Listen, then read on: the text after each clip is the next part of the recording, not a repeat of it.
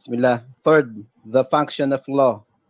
The function of law is defined by identifying the objectives it seeks to achieve and the means adopted to attain those objectives.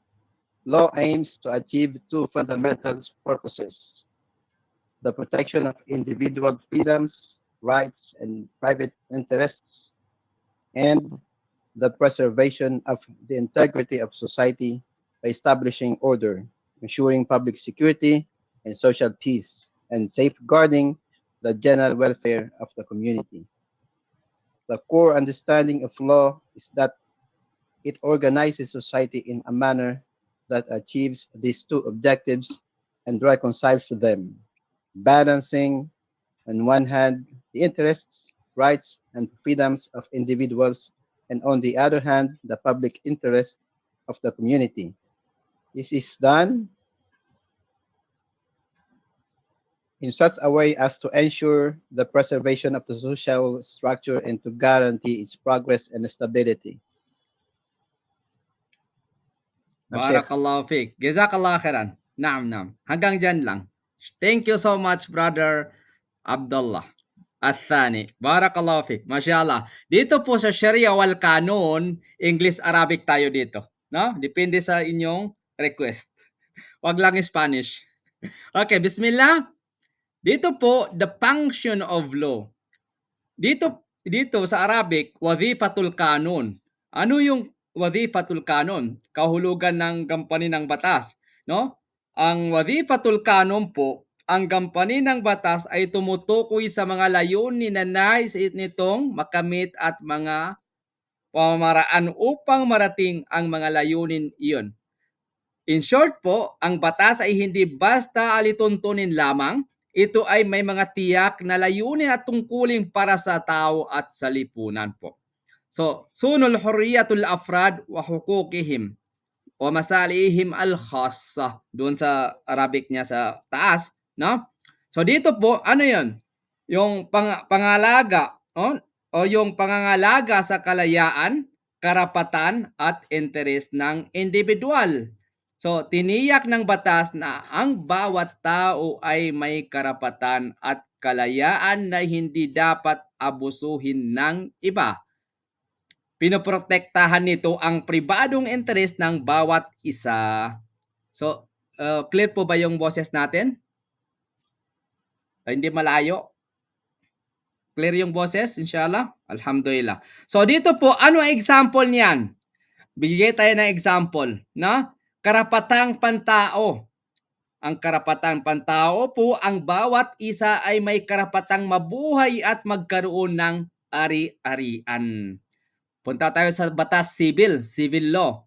Kapag may kontrata sa pagitan ng dalawang tao, pinoprotektahan ng batas ang parehong panig upang walang maloko o madaya. Na?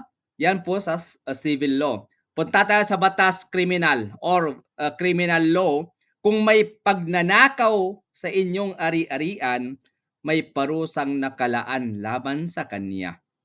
Yan po ang binasa ni Luis or Sheikh Abdullah Athani, yung English niya. No? Okay. Hifdul kiyanul mujtama. Arabic natin, hifdul kiyanul mujtama wa kafalatul maslaha la'amma lil jama'a. Nandyan din sa kitab natin, English, batayin na ninyo, no? Ano yon? Yung pangangalaga sa lipunan at kapakanan ng lahat. No? Pangangalaga sa lipunan or kapakanan ng lahat. So, ano yon? Yung layunin ng batas na panatilihin ang kaayusan, kapayapaan at kaligtasan sa lipunan. To? Hindi lamang individual ang iniisip, kundi pati ang kolektibong interes ng komunidad. Ano ang example natin dyan? Una, natukuha natin yung batas trapiko, no? Hindi pwedeng dumaan ang lahat ng sasakyan kahit kailan nila gusto. Kailangan may signal at panuntunan upang maiwasan ang aksidente. So, kahit sa traffic, may batas yan. May batas pangkalusugan. No? Ang batas po, kagaya na nakuha natin, ay napakalawak po kagaya din ng Sharia. No? Batas pangkalusugan po, ang mga regulasyon sa pagkain at medisina ay para sa kaligtasan ng buong lipunan, hindi lamang ng isang tao. Ang nakakalam niyan kung sino ang nag-aral ng medicine. Masyaallah. Okay, batas pangkalikasan. Sino nakakaalam nito sa batas pangkalikasan? Anong specialization nito? Pagbatas pangkalikasan.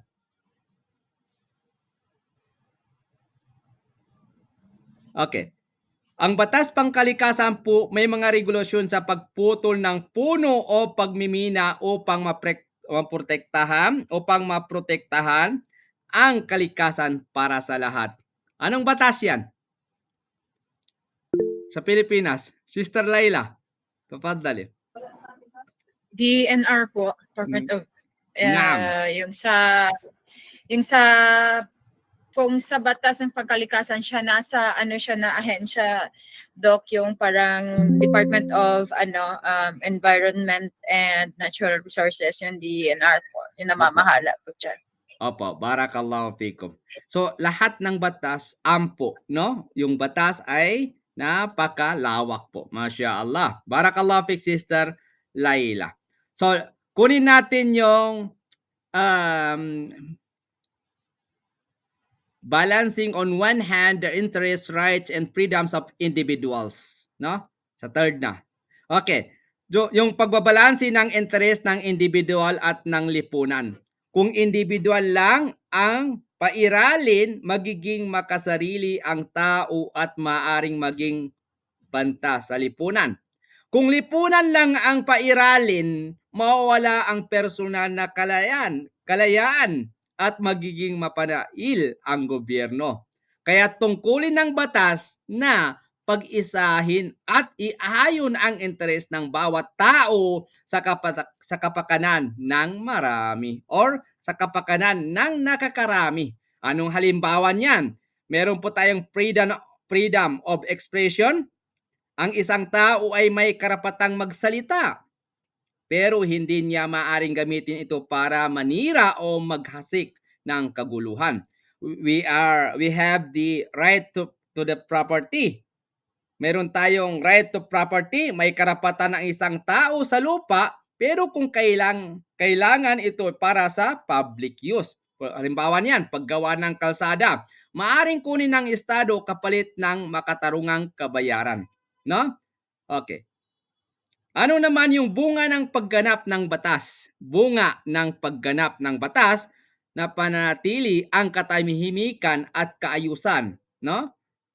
Napapangangalagaan ang individual laban sa pang-api, naiiwan ang kaguluhan at kawalan ng hustisya, naipapantay ang interes ng tao at ng lipunan.